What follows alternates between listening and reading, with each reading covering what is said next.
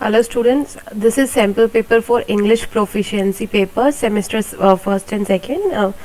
Paper 75 marks का है, but उससे पहले मैं एक चीज़ बता दूं कि proficiency, fluency and language through literature, इन तीनों पेपर्स के बीच में चॉइसेस अवेलेबल हैं. अगर आपको नहीं पता है कि आपके सिलेबस में या आपने कौन सा पेपर ऑप्ट किया है, देन प्लीज़ आप अपनी जो एग्जामिनेशन फी स्लिप, जो आपने सेकेंड सेमेस्टर की फी स्लिप भरी होगी, उसको रेफर कीजिए. उसमें लिखा होगा कि आपने कौन सा पेपर ऑप्ट किया हुआ है, अगर आपको याद नहीं है.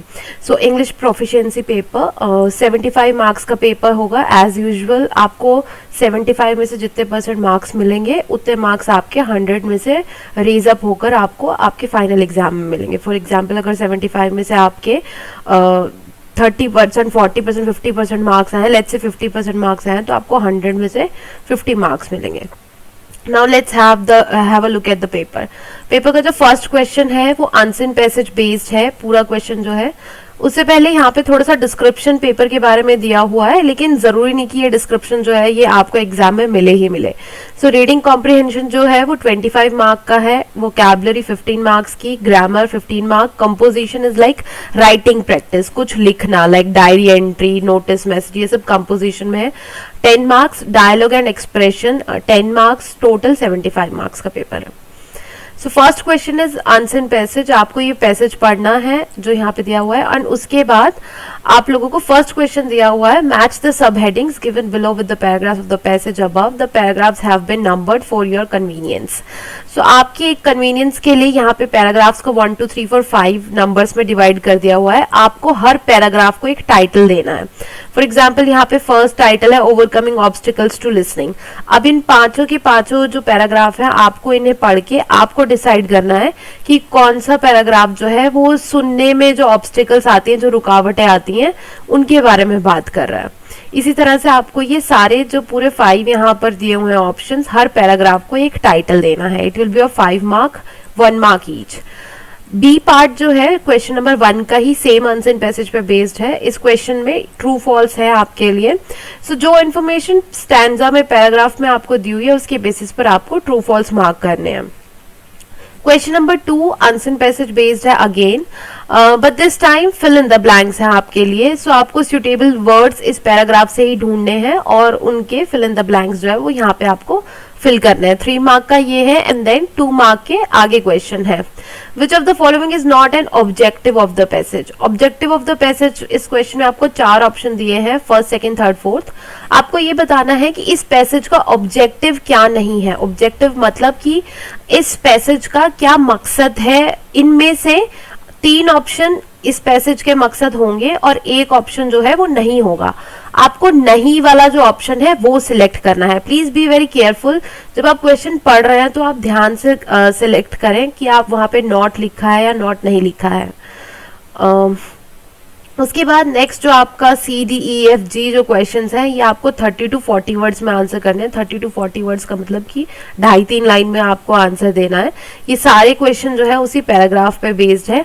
जैसे कि यहाँ पे उन्होंने खुद ही बोला, using your own word as far as possible. आपको अपनी लैंग्वेज, अपने वर्ड यूज करके, आंसर्स पैराग्राफ में ही दिए हुए हैं लेकिन आपको अपने वर्ड यूज करने हैं. For example, first question, does internet differ from the traditional sources of news. क्या इंटरनेट ट्रेडिशनल न्यूज सोर्स जैसे कि टीवी, न्यूज़पेपर, उनसे अलग है? अगर अलग है तो कैसे? तो आपको रीजन देना है कि कैसे अलग है, हाँ है या नहीं है. सो उसके बाद आपको ये सब सिर्फ अपने वर्ड्स में लिखना है. आप पैराग्राफ से इंफॉर्मेशन ले सकते हैं, लेकिन आई रिपीट, अपने वर्ड्स में. Third question, it's a different question. यहाँ पे आपको 5 वर्ड्स दिए हुए हैं, kind, regular, legal, guide, practical. आपको इनके अपोजिट वर्ड्स लिखने हैं. काइंड मतलब दयालु, दयालु का अपोजिट वर्ड जो होगा दयालु नहीं होगा. लेकिन आपको इन वर्ड जो यहाँ पे इल, इम, एर, मिस, अन, ये वर्ड्स जो आपको दिए गए हैं, इन वर्ड्स में से ही आपको वर्ड सिलेक्ट करके यहाँ पे ऐड करके आगे, फॉर एग्जाम्पल यहाँ एग्जाम्पल दिया हुआ है कि सेफ के आगे अन अगर आप ऐड कर दे तो उसका अपोजिट अनसेफ हो जाएगा. इसी तरह से काइंड के आगे अगर आप अन ऐड कर रहे हैं तो वो अनकाइंड हो जाएगा, अपोजिट. रेगुलर के आगे अगर आप इर ऐड कर रहे हैं तो वो इरेगुलर हो जाएगा. लीगल के आगे इल ऐड करने से इलीगल. इसी तरह से गाइड, मिसगाइड, प्रैक्टिकल, इम्प्रैक्टिकल, इस तरह से ये सारे वर्ड्स के अपोजिट बनने हैं. नेक्स्ट इज, अब आपने ये जो अपोजिट बनाए हैं, यहाँ पे जो आपने सही से अपोजिट बनाए हैं, उन अपोजिट्स को अब आपको इन फिल इन द ब्लैंक्स में फिल करना है। For example, please do not dash the child. अब आपको कौन सा वर्ड सही लगता है जो आपने अपोजिट बनाया है? ये kind, regular, irregular, guide, practical में से नहीं, अनकाइंड, इरेगुलर, इलीगल, मिसगाइड और इम्प्रैक्टिकल में से जो आपको वर्ड सही लगता है आपको वो फिल करने हैं। प्लीज बी केयरफुल, आपको अपोजिट वर्ड्स फिल करने हैं, आपको ये वर्ड फिल नहीं करने, इनके अपोजिट वर्ड फिल करने हैं इन फिल इन द ब्लैंक्स में। नेक्स्ट इज, अब आपको वर्ड की जो है उसकी करेक्ट फॉर्म लिखनी है। फॉर एग्जाम्पल, यहाँ पे ब्रैकेट में दिया हुआ है वर्ड की फॉर्म टाइम, बट सेंटेंस में टाइमली सूट कर रहा है, सो आपने टाइम की फॉर्म ly लगाकर टाइमली जो है वो फिल करी है। यहाँ पे बैड की जो फॉर्म वर्ड्स है वो फिल करी है आपने। Next question is, the rose is a dash flower, और आपको ब्रैकेट में वर्ड दिया हुआ है ब्यूटी, बट आपको क्या लगता है कि यहाँ पे ब्यूटी की कौन सी फॉर्म आनी चाहिए? So the rose is a beautiful flower, यहाँ पे एज अ एडजेक्टिव आना चाहिए कि रोज जो है वो एक ब्यूटीफुल फ्लावर है। इसी तरह से आपको ये 5 के 5 अटेम्प्ट करना है। Next question number 4 is, fill in the blanks in the paragraph given below by making suitable changes in the form of the verb. अभी तक आप वर्ड्स की फॉर्म में चेंज ला रहे थे, अब आपको वर्ब की फॉर्म में चेंज लाना है। फॉर एग्जाम्पल, बी वर्ब जो है यहाँ पे उसका सेंटेंस यस्टरडे पास्ट टेंस के बारे में बात हो रही है तो वो वॉज हो गई है।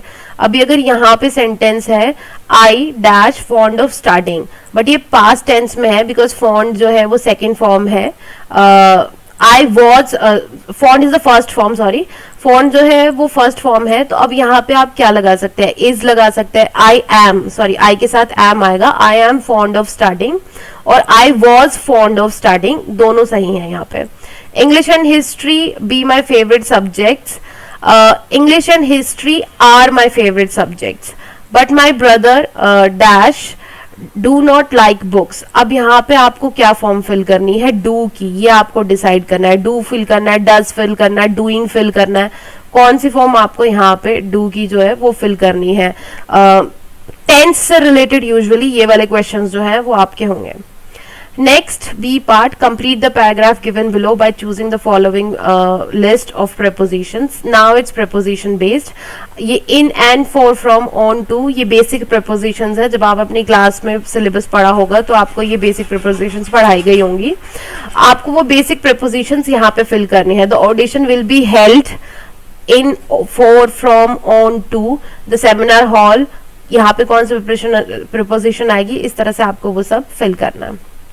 Next is fill in the blanks in the paragraph given below by choosing a suitable article. अब जो next paragraph है यहाँ पे आपको correct article fill करने हैं।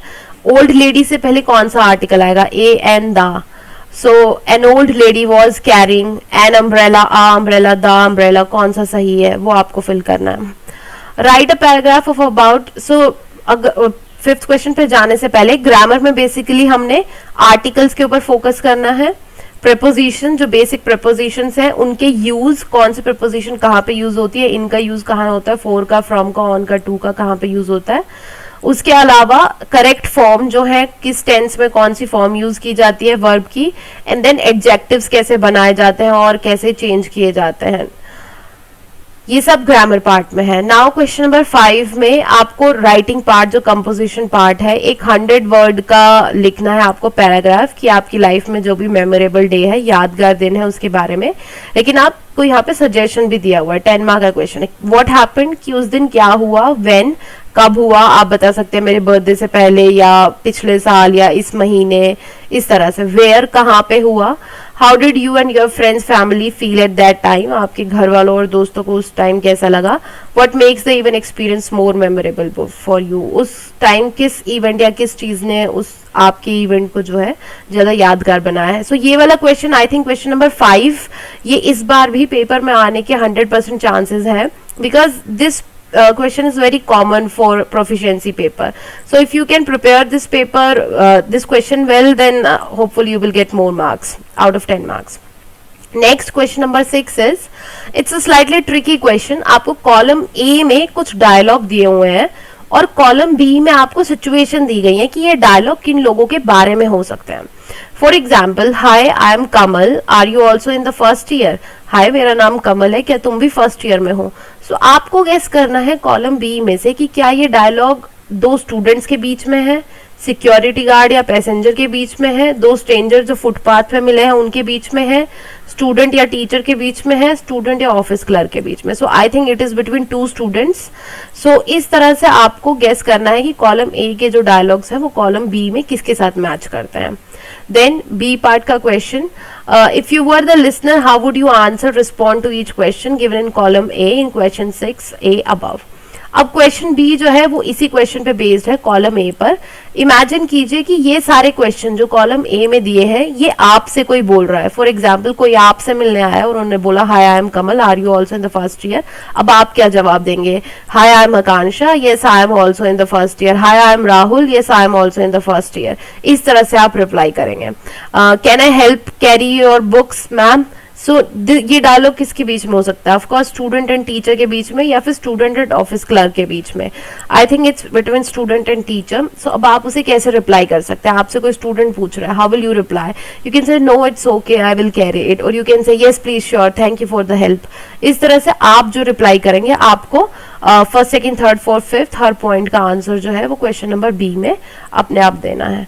सो this was your proficiency paper. The paper is very easy but the only thing you need to prepare is grammar portion में आपको थोड़ी सी प्रिपरेशन करने की जरूरत है और थोड़ी सी आपको अनसीन पैसेज के प्रैक्टिस करने की जरूरत है कि किस तरह के क्वेश्चन उसके बीच में आएंगे. ये कोर्स बिल्कुल न्यू इंट्रोड्यूस हुआ है, सो दैट्स वाई इसका कोई लास्ट ईयर का क्वेश्चन पेपर नहीं है. पिछले साल एसओएल में प्रोफिशिएंसी से रिलेटेड क्वेश्चंस आते थे लेकिन पूरा डिफरेंट अलग से पेपर नहीं था. इस बार पूरा ऑप्शनल चॉइस में अलग से पेपर अवेलेबल है. That's why this is just a sample paper in this video. Hopefully it is helpful for you guys. Thank you so much.